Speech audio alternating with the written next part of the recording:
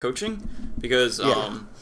it's not that you played much better or worse. It's just that you got punished. So if you do something that I want to like remark on, in the lost games you're more likely to die right after, whereas in the won games you don't get punished at all. So Right.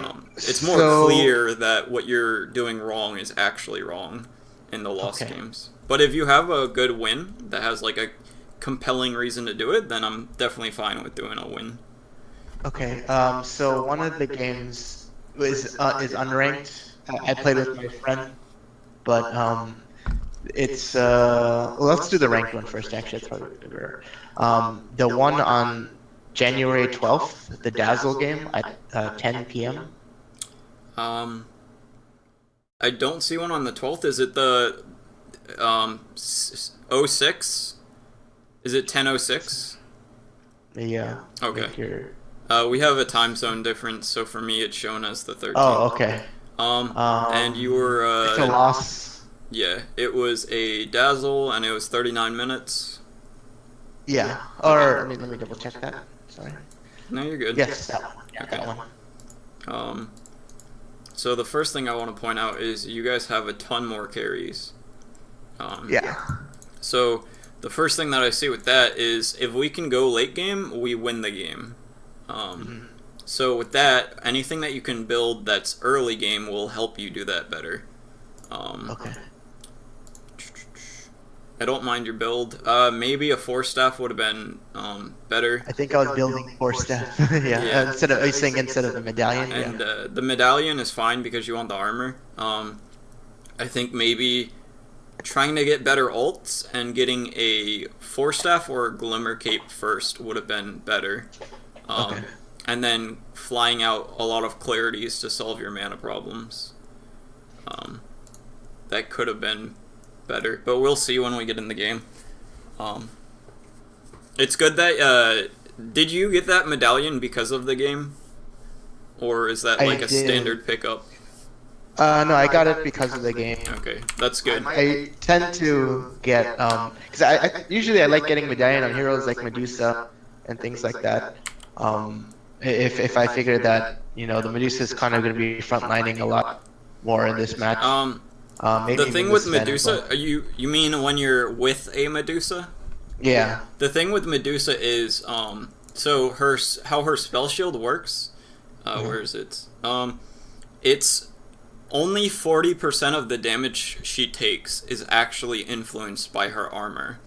So Okay. the medallion is about 40% as useful on her as anyone else. But Okay.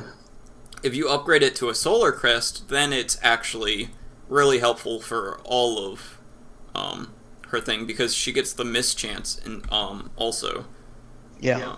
So that's something to consider with her. Um,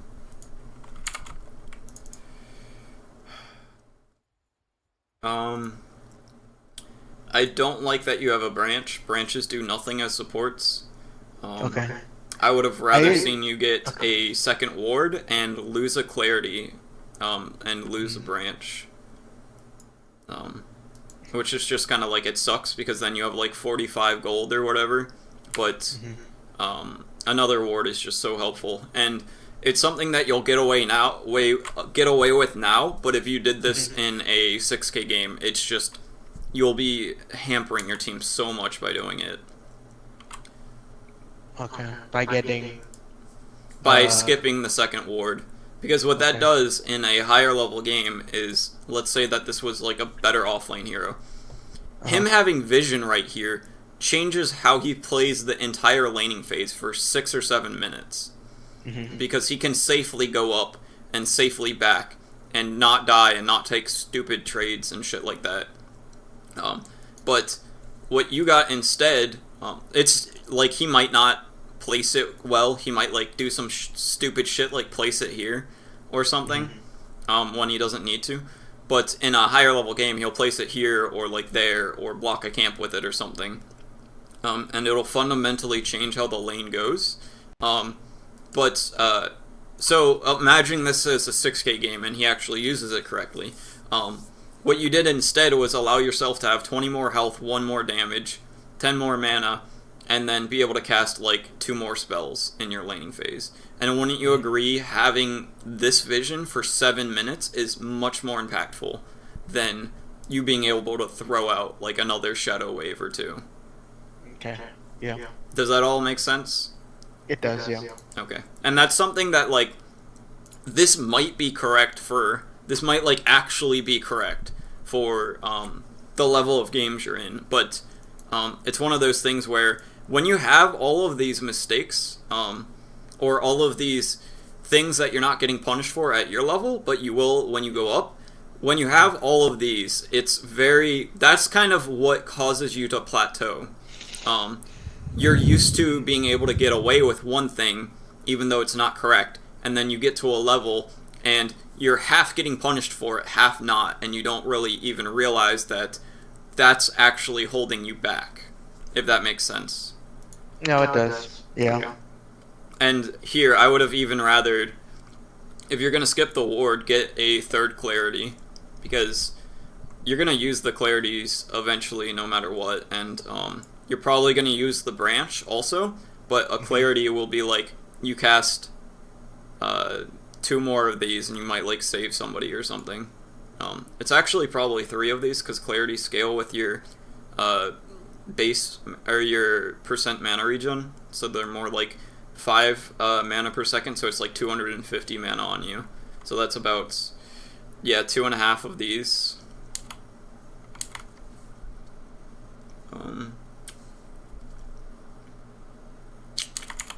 This is why I like doing replays instead of live games. I can skip through all of this shit. And this is another thing that you're going to get away with at this level, but not at higher levels.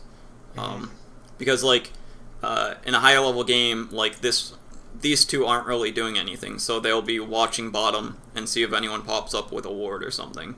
And then when they see you have a ward here and then you don't in 2 seconds, they're going to know you have a ward here and they're going to de-ward, at least like half of the time. That's not nearly as big of a deal as the 2nd ward. It's just something to be mindful of.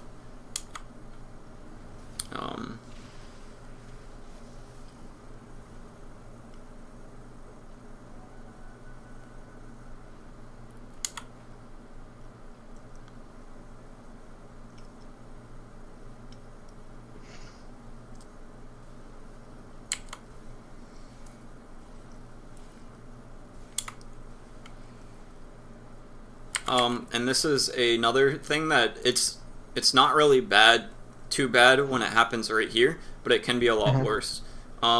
Is you need to watch your creeps to know where their creeps are going to be. Like, your ward sees these creeps here, but if you don't have this ward, it's very helpful to look at where your creeps are and then know relatively that their creeps are kind of in the same spot, like parallel to yours, or mirroring yours, or whatever.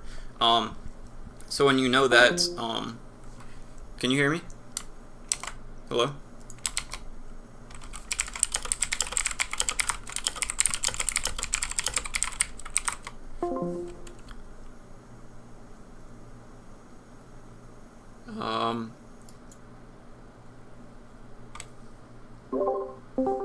Alright, are we good? Yeah, we're back. Okay. For some reason it kicked me out of Discord. Okay, so back to what I was saying is just to keep that growth from... Yeah, because even this little amount that you do oftentimes can push the lane. The thing is that he's a coddle, and he's a 2k coddle. He's probably going to be blasting the wave down. But if he's anyone else that isn't blasting the wave down and isn't retarded,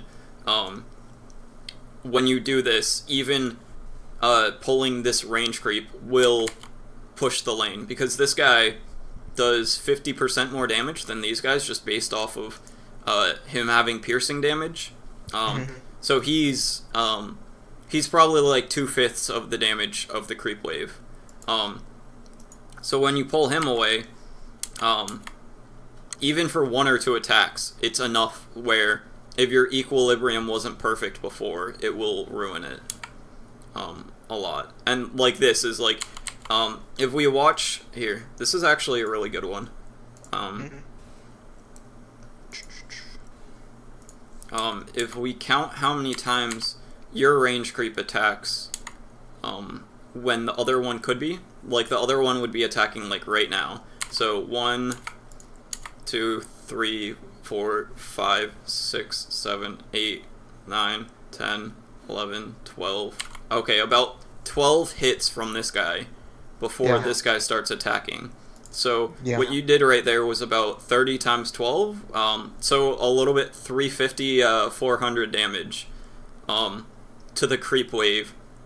This guy didn't cause. So that's enough for like one range creep almost, or one melee creep to almost die by the little mistake that you did right there.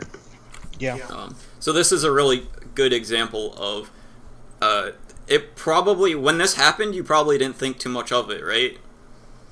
I'm usually used to like not having to, like I'm a lot more aware. Like maybe if I show some other games, a lot more aware of the creep equilibrium in terms of just trying not to aggro creeps when I'm harassing. But I think in this case, the spin kept telling me to like chase the cutoff. Yeah. So that's what I was doing. But I this just is wanted to make him feel more comfortable. Yeah, I got Yeah, I you. understand the mistake though, because it's obviously gonna pull the lane or push the lane a bit. But the Kato did blast it too, so it's kind of, so I don't know. this is an example of like where I was saying before, where losses and wins are basically the same. It's just you get punished for your mistakes. This is where you're not getting punished for the mistake of this range creep. But it's as small as you drew one range creep barely for a few seconds, and that's enough to do 400 damage to your creep wave, or your creep wave isn't taking 400 damage. Yeah, that makes sense. It would probably be more like 300 or 250 because of the armor of the creep, but whatever. The example stands.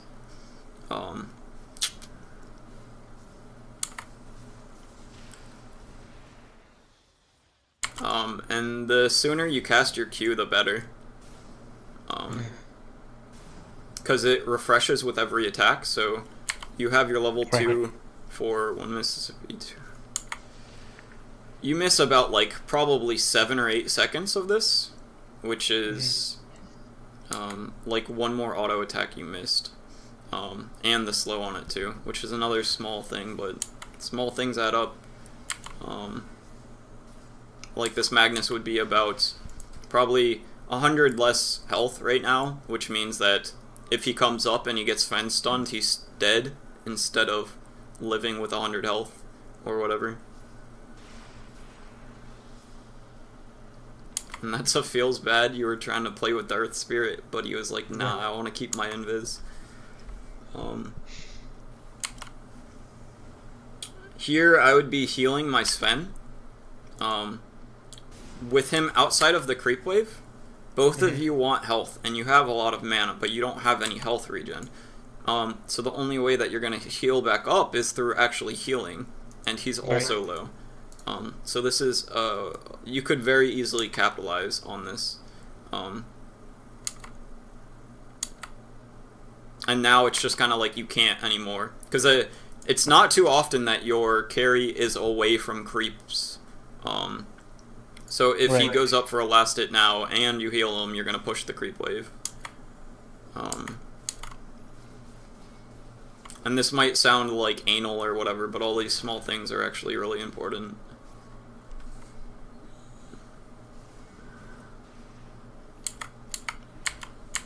Another thing that I want to... He ended up TPing back. Yeah. If you threw out like 2 more heals, he might have stayed or whatever. And another thing that I want to point out is you aren't using your quick buy at all, which is very important. Using your quick buy, it's, especially as a support, one of the main reasons of it is if you die and you have your quick buy set up, you can buy out and not lose gold. So you can have like a wand in there and just buy out the branches and the mango, and that's, maybe you get 1 branch and a mango, and that's 150 gold you didn't lose. Which as a support, every 50 gold is a bunch. Like, an observer ward is 80 gold, and it can change like the entire game by having it out or not having it out. So the quick buy is one reason. Another reason is when you go to the side shop over here, you don't have to like fumble around with it. Right. If it takes, like, you could be like doing a trade in here, and you could buy your boots while chasing down the coddle, and get the extra right click that refreshes your poison touch, and then you keep getting to right click them. It could be 200, 300 damage just because you bought your boots.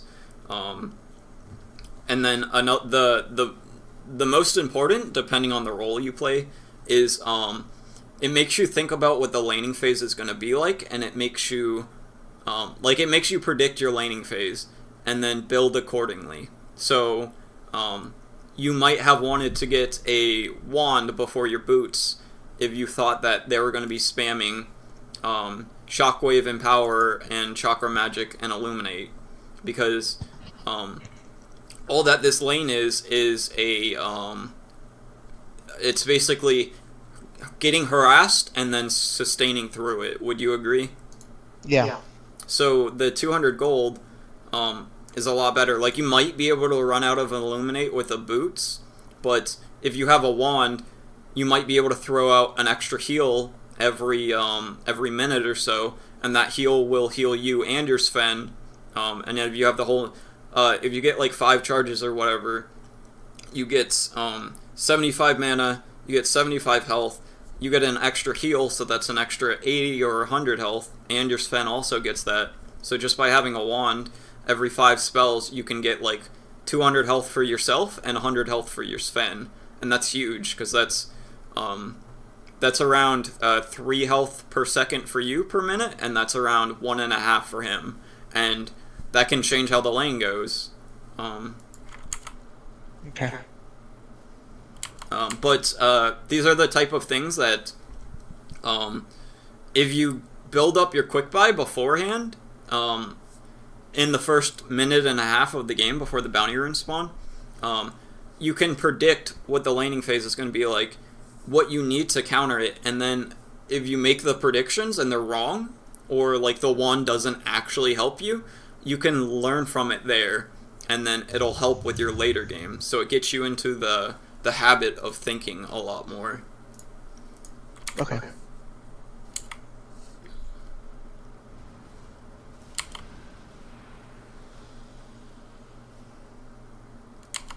And this is a thing to point out here is understanding, it's not so much wrong, it's just that it was close to being wrong. Understanding that you have a creep wave under your tower means you shouldn't have a carry helping you with any of this. Okay. Like, you have to imagine that this is a 2v3 right here. The Earth Spirit's the one that goes in, so I'm not too concerned with it, but you casting your Poison Touch makes me think a little bit more that you're kind of expecting your Sven to be there. And when there's a creep wave like right here, you shouldn't be relying on your carry at all. And here's a little, I don't know if you understand the mechanic or not. When you heal anything, it always heals yourself. Right. So right here, there's no reason to not heal the Sven instead of casting it on yourself, which would give him an extra 100 health. That, like, he just doesn't have 100 health, and there's no reason that he shouldn't have it there, which is just, I think it's a... No, and then there again, he should have 200 more health right now. Right. And right here, you have a Clarity. What I would be doing is just... They have 3 people down here. Just sit over here and spam heals on your Sven. While this is running, and you can heal up. Like, you don't need to back here.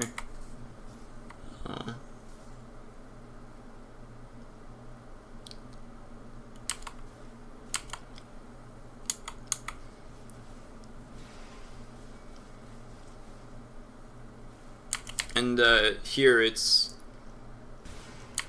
more important for you to be denying this catapult than it is for you to place your ward here, because you don't know if all 3 of them are here or not.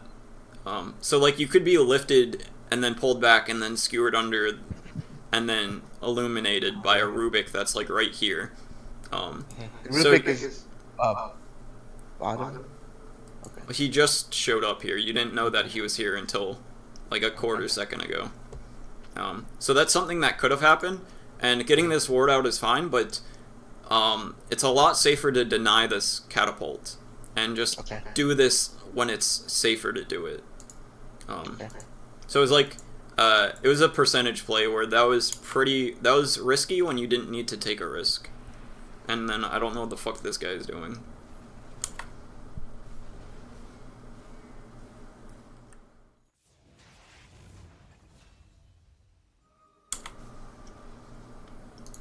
Oh wait, the fuck? That was the first blood? I felt like 3 people have died by now. No.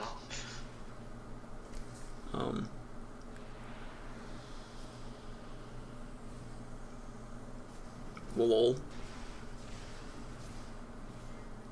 That was really good. You played that about as good as you could. Clarity up, yep, and try to... You're kind of playing too close to the Magnus. Like, you should be playing more... when you pop that clarity, you should sit back a lot more. Wait for the shock brings you. Yeah, I guess you should... Is that what's going to cancel it? Well, nothing cancels it, it's just like another... You're letting him have an option that you don't need to be giving him. Okay.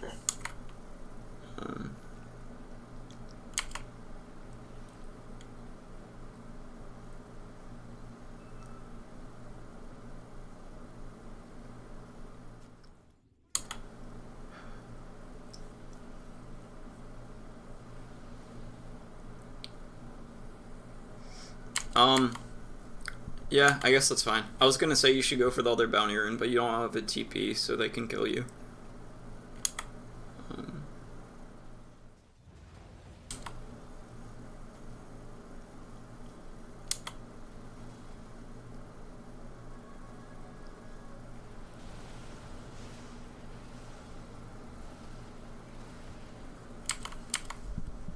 There's a fight there, and I didn't get my grave off on the Medusa.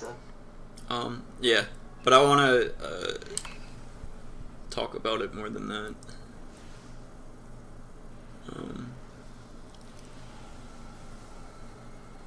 That time I did my shadow wave when they were both full.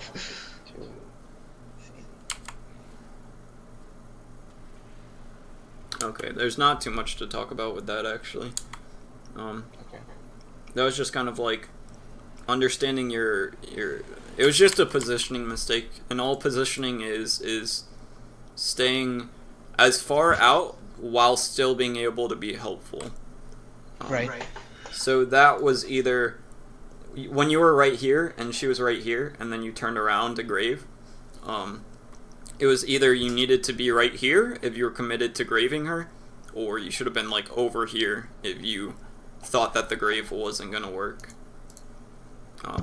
And part of that, I think, was just not seeing that her mana was out, and then when she doesn't have mana, she dies more than twice as quickly. Right.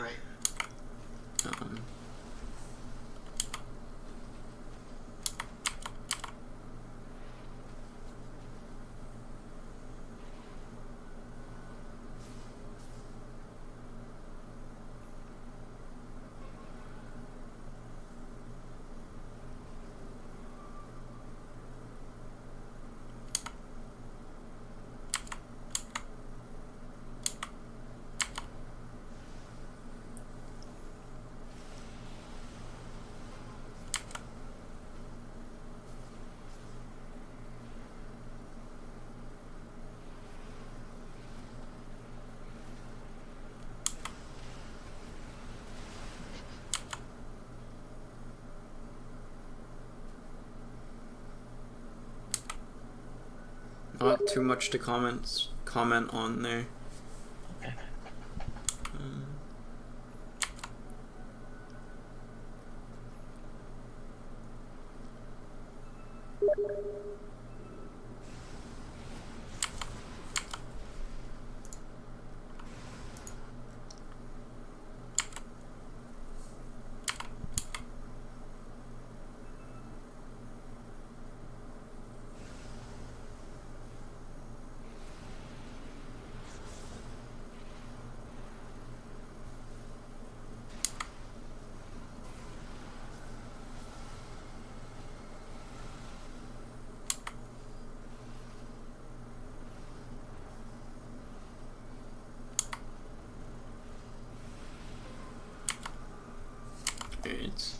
He's got. So far, like at this point, there wasn't anything really you've done wrong so far.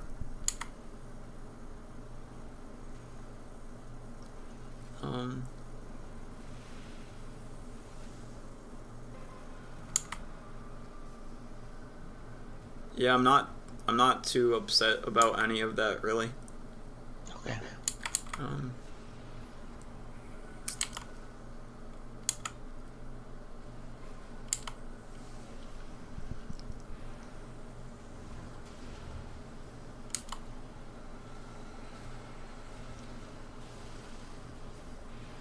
It is really good that you're going mana boots first, because Slarks, Fen, Medusa especially, they're all they all have their mana problems, and it basically does a lot. It solves Sven, it almost solves Slark kind of depending on how he plays, and then Medusa's like she's never gonna not want more mana.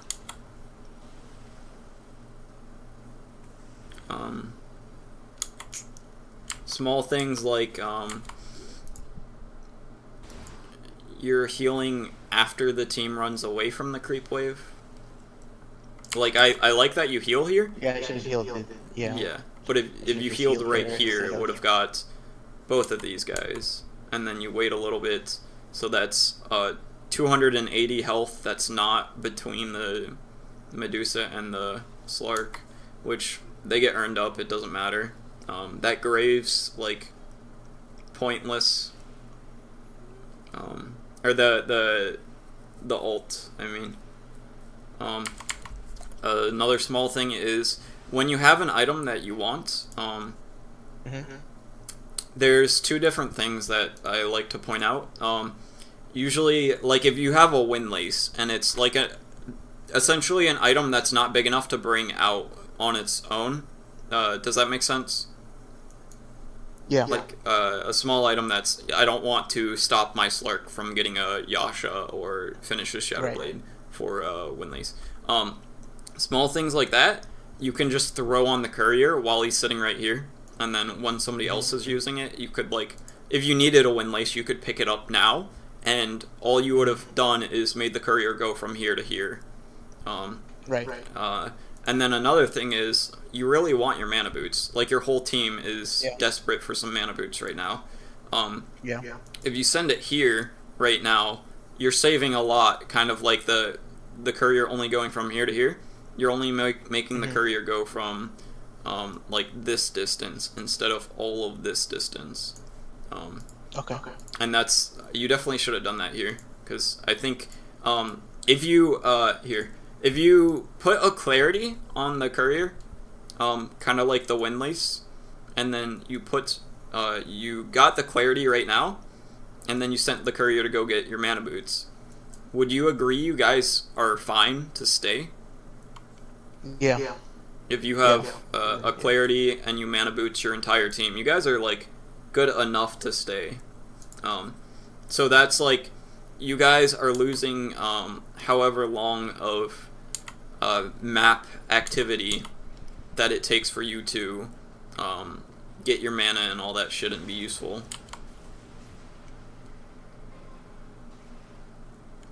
And then this is actually something I can talk about. The rest of your fights seem like surprisingly good for 2K. This right here was the mistake. I used, I didn't have enough mana for Grave. Well, it was, like, you could have mana boosted one right here. Yeah. So, it's a mistake in that you didn't do this also. The heal was fine, because I think that's worth it, the, like, quarter second to give him the, like, whatever health.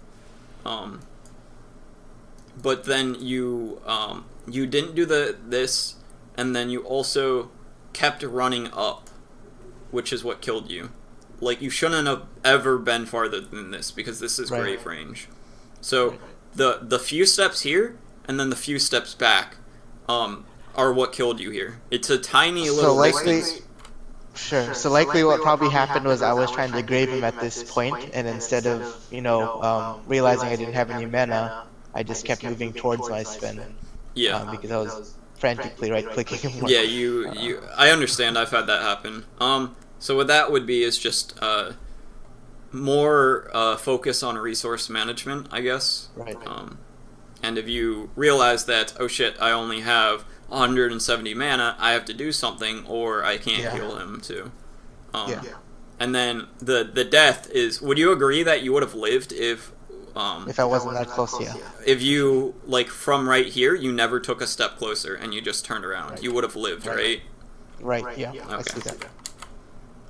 That's what I kept moving for. I mean, at least it's something for me to point out in your team fight. Right.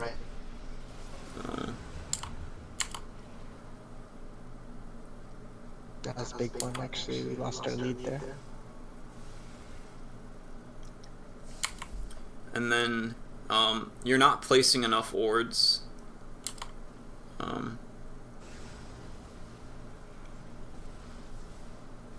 Like, you shouldn't really have 3 in stock. Like, 2 is fine. 3 kind of scares me.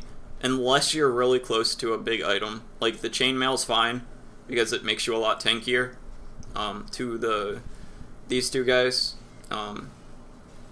So if you're at, like, 500 gold, and you have to wait 50 gold to get the chainmail, that's, like, debatably fine.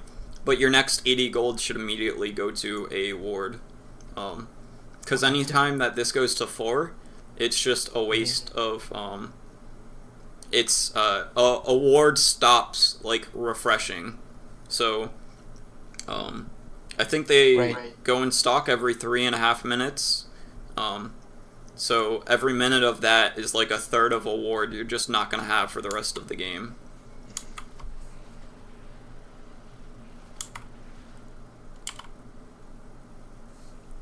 And here it looks like a, this is kind of like, you're not going to save this guy, and then you kind of, I think you run over to try and help him, but you don't really watch where your hero is going. Right. So you put yourself in the bugs, yeah. Yeah, so if you got, like, the Rubik has no health right now, but if you got, like, lifted and Sakuchi'd on, you would probably be dead right now. You could, like, grave and TP out, depending on how it goes, but...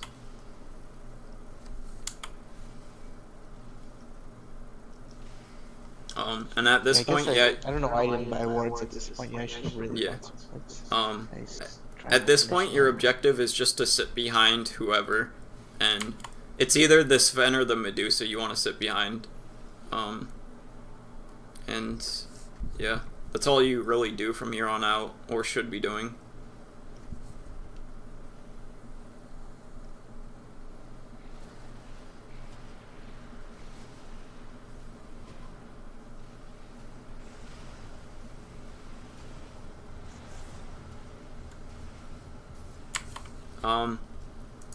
So this,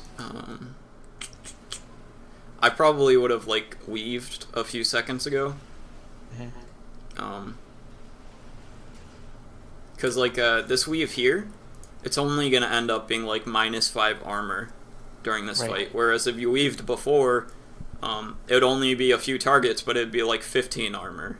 And then here, after you cast your shadow wave, like, your shadow touch is not a high enough level for it to, like, do anything. Right. So what you really want to be doing is just casting these 2 spells. This has all the range in the world, so you don't really have to position around it too much. It's just your contribution is going to be a lot more throwing out a shadow wave than it is to be right-clicking somebody. Because if you right-click somebody, you might die, and that means there's 2 or 3 shadow waves that don't happen during that team fight. So this running up here is a mistake. I don't think casting this poison touch is good either. Like, you should have been back here and you wouldn't have got skewered, and you wouldn't be getting hit by your quills, or the quills, and you'd be at like, how much health would you be at? You'd be at closer to 500 health than your, I think you go down to 250. Yeah, you'd be at like 500 health right now. And you have a, there you go, you won. This is good. But yeah, if you stayed back with the Magnus skewer or whatever, you would have probably lived there. And then you might be able to save like this guy, and then that's two kills they don't get, and that's a pretty big change on how the fight goes. Do you have any questions on any of that? No, it's all making sense. Okay. In terms of like looking at this replay in particular. I like this weave. It gives you the vision. I don't like that you got a second point in your poison touch here. Okay. Like, at all. Your grave gets like 2 or 3 times better at level 4. Because it's basically at level 3 you might be able to cast it twice in a fight. But at level 4 you're basically going to cast it twice in a fight. If the fight lasts longer, and it usually does, because your grave kind of like prolongs the fight by a few seconds just because one of the heroes isn't dying. And the extra range is really nice. And then like this just doesn't really get too much better. At this point, even if it's maxed, the damage isn't doing too much. And a 2% slow isn't doing too much. And a 16% slow lasting a second longer doesn't do too much. So I would have definitely liked to have seen you go the shallow grave here. Even skipping the health might be good. But this is just like this is the only skill point that you could have got, and it be wrong. No flame, but and that grave a little bit too early, which I'm sure you realized. But like right now, you would have grave again. Right.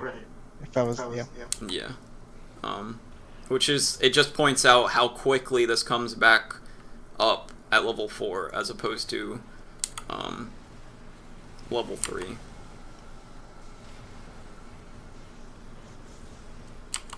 And for this,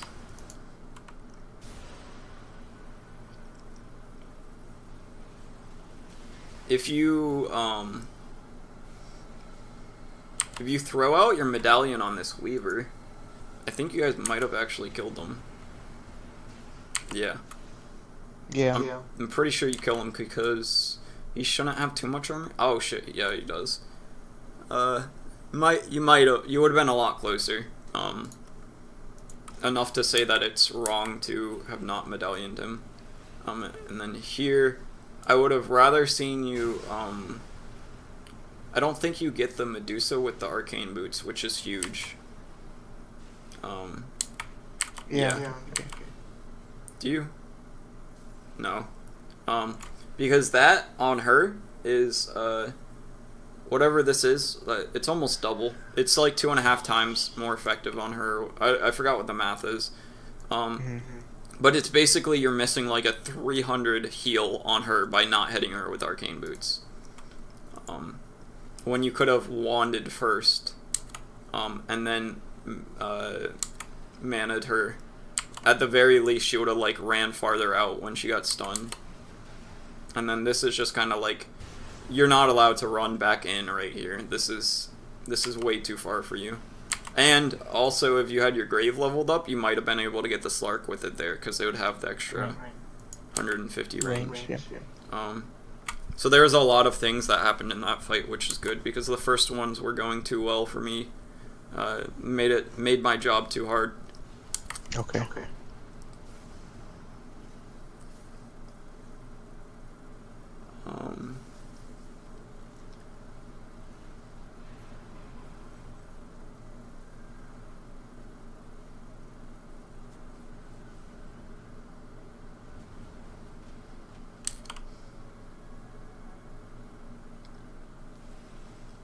At this point, I would actually I would have rather seen you get a buckler than or buckle, whatever the fuck it is, instead of the medallion, and then go for the greaves here, because you can take off this this guy's thing, the leak, and then right. you can take off. I think you can. Yeah, you can take off this, and then it's also the cooldown gets a lot quicker. Even for your mana boots, that's pretty big. And the increase in the mana is really good for your Medusa. And you have a ton of people that can do well with the...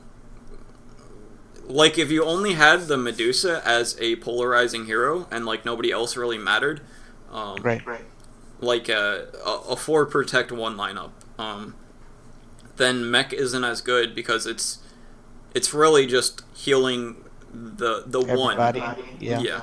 But here, you have 3 really important heroes. Yeah, that all send you more AoE sort of stuff. Yeah, so you're healing. Your Greaves is gonna hit, or your mech, I should say, is going to do 750 healing of important targets, and then when you upgrade it, the armor and the health regen is really good against this guy and this guy. And then if this guy ever mana leaks you, you don't care at all. I still think Glimmer would probably be better. Just because, like, this guy's probably not going to get dust. This guy's definitely not going to get dust. This guy might not get dust. These two are the ones that I'd, like, be careful getting dust. And they, Slark, if he dark packs and you glimmer him, he can heal up a lot from your, he gets his passive, so he can heal up, like 25% with a level 2 Shadow Dance if he gets glimmered. And then it's also, of course, if you grave somebody, and you also cape them, they can run out of whatever this guy's AoE, and then you can heal them up and actually save them. Whereas right now, if you grave somebody, they're basically just prolonging their death.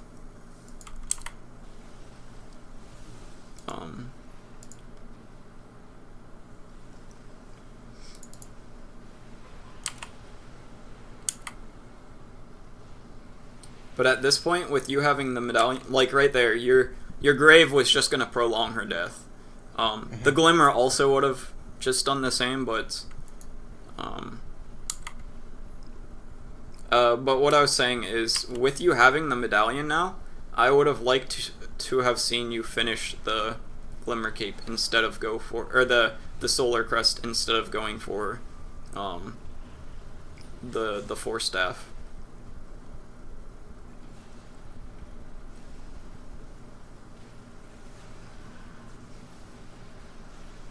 Here, this is pretty good. Again, you're level 14 and you don't have your last point in Shallow Grave. Like, imagine if you just graved this Fen right here. Yeah. He probably would have lived. Yeah. I used, yeah, it would, the cooldown would have been there and it would have had it. Okay. So, I think that's kind of good for this replay. Do you want to go to another one? Sure. So I guess one that isn't ranked, there's the, this is one I was playing with my friends, but it's the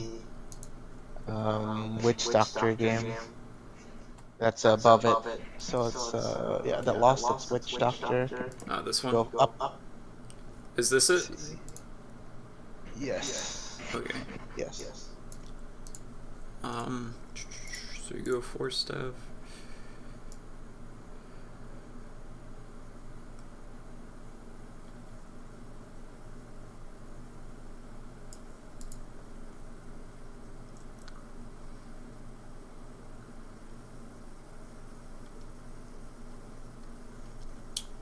So what made you decide to go with Force Staff this game Well, so a lot of times when I see Mirana, I like to get force staff, just because if there's an arrow, then I can at least push them out of the way. So there's not much follow, but yeah, I don't know. That's first? usually Yeah, the it's reasoning. not too bad. I just wanted to know what your thought And process also with was. Monkey King, I like to have force staff to get out of the way, or Yeah. sometimes if I'm left in countries. But Yeah, I got you.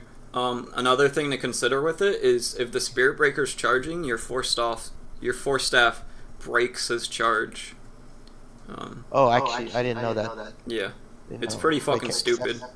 Okay. Like Hurricane Pike is so good against him because he has to be right on top of you to do anything, and then you Hurricane Pike him. Right. His charge is on cooldown for 12 seconds, and he's like 800 units away from you.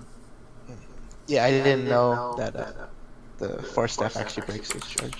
Yeah, it's stupid. I hate it. It just doesn't make sense. It should like Yeah, make 'cause- you charge harder. Right, and I would think that it's things that break TP would break his charge, but force staff doesn't break TPs either.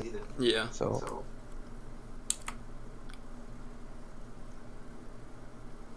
Um.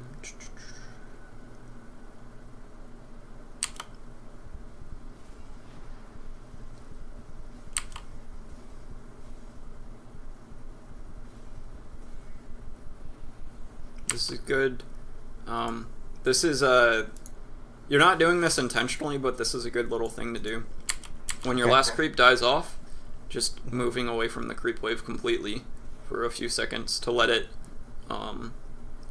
reset onto your own creeps before you try and do any actions or anything like that. And one small thing that you can do with if you really feel like you need to pull at the 1 minute Right. mark, you can do something where I like to call it like half pulling. I haven't really seen it popularized too much. But each one of these guys has a separate aggro range. okay. So have you ever accidentally only pulled half a wave? Yeah, it's That's- usually when I pull late. Yeah, that's what I'm talking about, or trying to talk about here. So if you pulled a little bit later,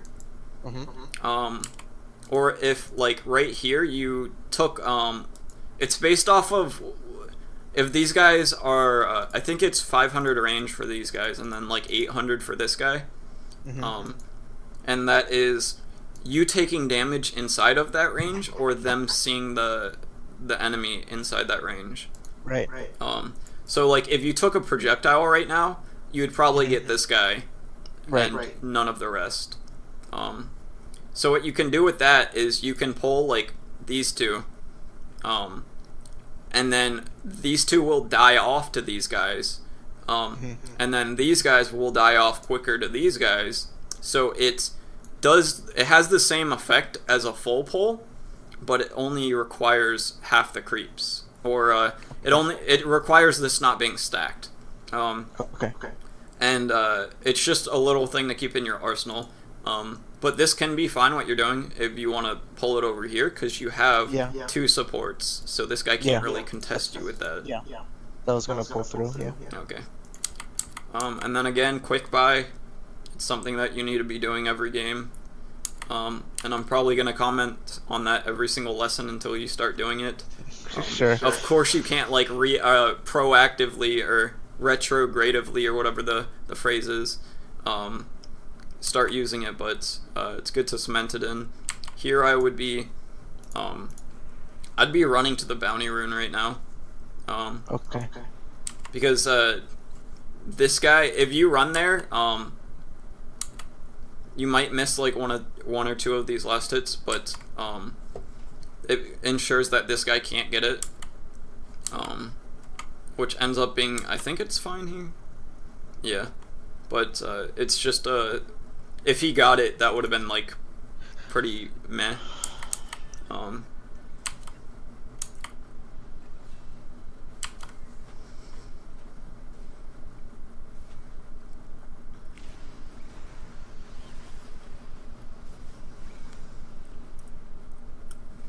here the first thing that you should be doing is trying to fix the equilibrium because it's fucked.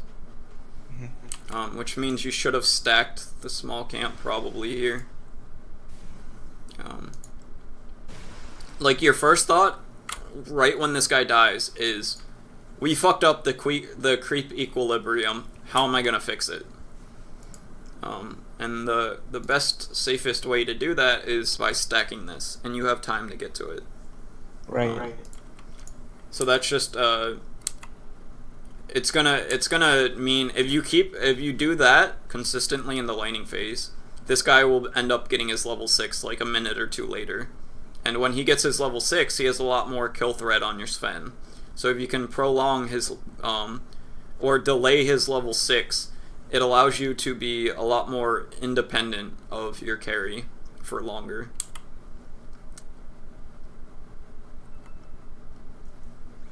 And then one thing to consider is when you pull at the 40-second mark, as opposed to the 10-second mark, it hinders your ability to pull in the next minute. Because that might be blocking the... Or it's not you'll always be blocking this camp if you pull at the 40-second mark. And like right now, you couldn't pull if you wanted to because the shit's dead. And you couldn't stack if you wanted to.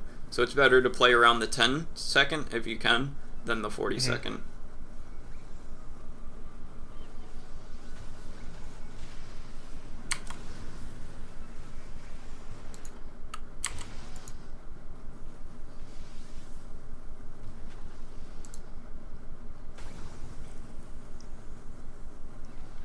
And this death only happens because you run right here.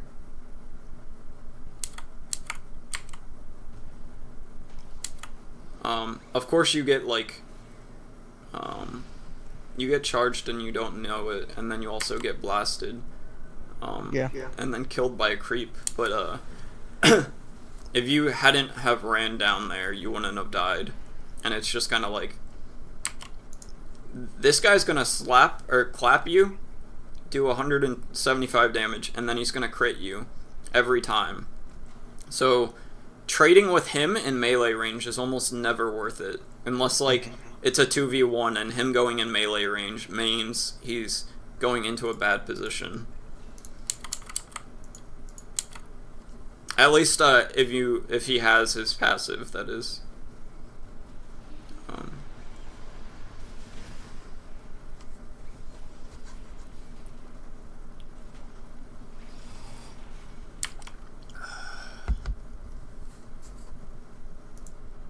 Kind of stack that camp too. Oh, big one. And oh, I thought you had like 900 gold at some point. Did you not? I guess not. Oh, you might have had it before you died to the coddle. Never mind. I was gonna say you probably should have got mana boots first here.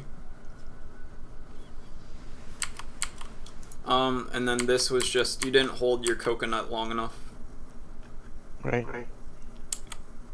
If you held it till probably here, you would have been fine.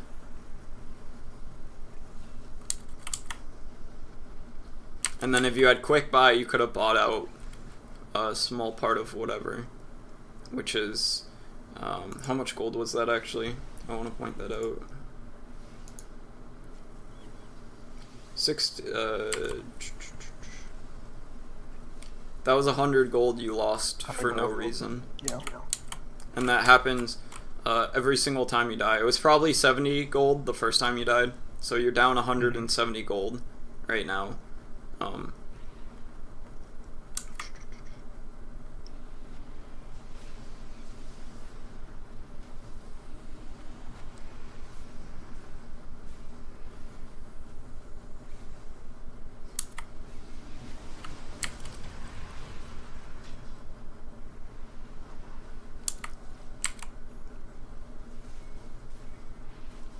Oh, here, let me look through,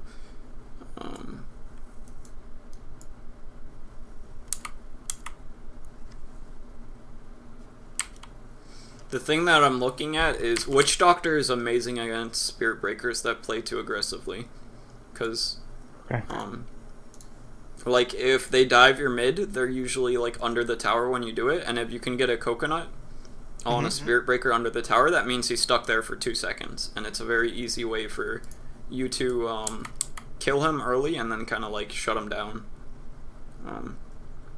So I'm trying to look for if there was a good time to TP. I guess my reaction isn't quick enough typically when he's charging me or something like that to get the coconut off in time.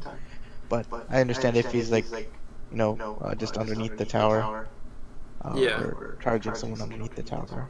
He's gonna hit someone, but I can always counter it with the coconut.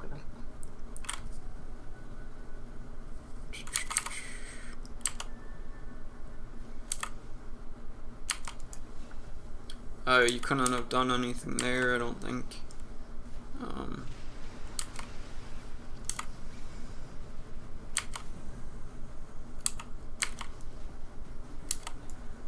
Yeah, I'm not seeing too much that you could have, like, done anything with. I'm just watching the mini-map. Yeah, this one is a bit easier. I mean, a lot of times when I'm playing ranked games, if I'm playing support, I'm usually like, solo position 5 support, and it's it's difficult to kind of get your own farm when you're doing that, and then also being able to be all over the map and usually getting wards up and stuff. One of the better ways to play out a game, if the game's going well and you have, like, perfect communication, and, like, let's say you could, like, control 5 different people playing Dota. Okay. Like, if you play it like a game of chess instead of a game of Dota. You as a position 5 want to be getting all of the wards at the beginning of the game. Because any wards that, like, your position 4, in this game it's not too big of a deal, because I don't think she's playing as a typical position 4. But, like, if it's a Spirit Breaker, if this guy has to get any awards, that means he's not getting other things that are a lot more helpful.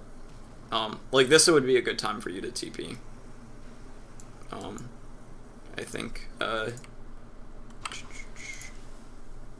me see if... I didn't have a TP. Feels bad. But yeah, if this Spirit Breaker has to get... Like, let's say he bought these wards. That means it's going to be longer before he can get, like... let's say he's going drums or something. Then he's going to be missing 3 damage and, 60 health for, like, the next few minutes. And then he won't be able to finish his bracers as soon, and it's like... Those things actually matter to a Spirit Breaker, but you getting, like, your 2 branches don't really matter as a Witch Doctor. Does that make sense? Right, yeah. Like, his 60 health, what he's doing is pushing the limits of his character's stats, and, his health and the damage and, like, the towers and all that. What you're doing is manipulating creeps and using your spells and all of that. And he can better use the gold to manipulate and use his stats than you can increasing your spells. Does that make sense? Yeah, it does. So usually it's really good to let your position 4 get pretty far ahead by you getting all of the wards, and then, like, later on in the game, it's fine for your position 4 to start picking up the wards, depending on the game, because, like, a 4 staff is cheap as shit. Relatively, like, in the grand scheme of the game, like, 2,000 gold is not too much. So, like, I would argue that 4 staff in a lot of cases is, like, more helpful than a lot of other items that are much more expensive, like Lotus Orb, or what else would be good, like AC, or even Greaves. Sometimes 4 staff can be better than all of those. Right. The only thing is, it's a slot that doesn't really provide that great of stats to a lot of heroes, and it's kind of dead end unless you're getting a Hurricane Pike. But for 2,000 gold, it's fucking amazing. Because that can mean your carry is, like, let's imagine their whole team's right here, and your carry's right here. He's over the cliff, and all that costed was 2,000 gold. Whereas, like, maybe a Butterfly and a Scotty worth 2,000 or 1,200 gold, 12,000 gold, wouldn't even save him there. So your tiny little item on your tiny little support hero does more than, like, all of the net worth in the game on a carry right here. Does that make sense? Yeah. So, your position 5 having a Force Staff instead of not having a Force Staff can change the entire game. And that's kind of like, when your position 4 has all that he really needs, then he can start getting the wards a lot better. Because the position 4s are more item dependent than the supports are.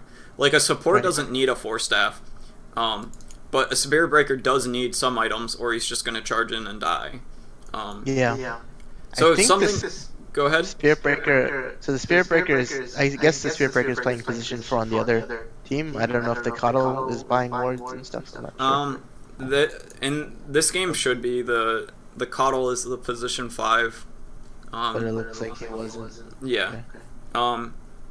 But in that sense, it's usually good to, even if you have two position 5, two heroes that can position 5, it's usually better to have one stick as the position 5, and then later on switch, because 2 halves of a Force Staff is not as strong as one whole Force Staff.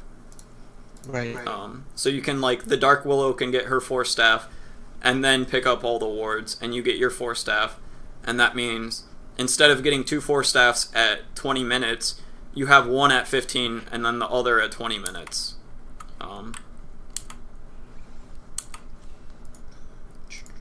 Yeah, so do you have any final questions? We're about out of time. Yeah, not I guess not about this game. I guess the main thing is in general. Like I've in the past I used to just play hard position 5. If you look at my stats, it was mostly just supporting.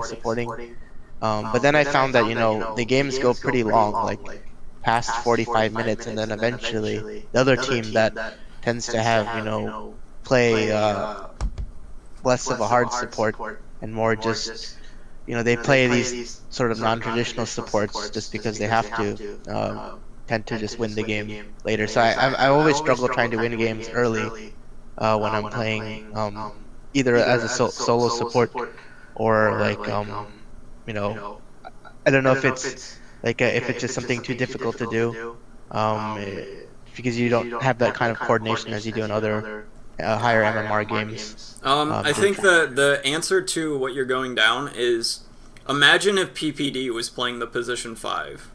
Right. Would the game be winnable? Okay. And if the answer is yes, then you don't really have an excuse. But if the answer is no, then you do have an excuse. Does that make sense? Yeah. And then one thing I want to point out here actually is you shouldn't be using your coconut there. This guy is as good as stunned if you do any damage to him, so he can't tree dance away. And then if you save your stun for when he gets back up, not only are you going to be able to stun 2 people, but you're also going to stun this guy again. Right. So you're only getting 1/5 of the spell by casting it there as opposed to here. Like, imagine if you cast it right now instead. Yeah, that would have been perfect. They would have been chain stunned, and then by the time they're unchain stunned, they would have got stunned by this one, which is another 2 seconds. So you would have locked them down for like 5 seconds right here. But you're probably going to miss both of it. I guess the Sven might. No. Yeah, they would have been locked down for like 7 seconds because the Sven could have stunned on top of that. So if you held your coconut here, you could have. You killed both of them anyways, but. Yeah, I understand. Yeah. And that's something like, if you do all of those plays right, don't you think you're going to win more games? Yeah. So yeah. I think this was good. I will link you the video when it's I'll have the link in like 5 minutes. I'm gonna stop recording here.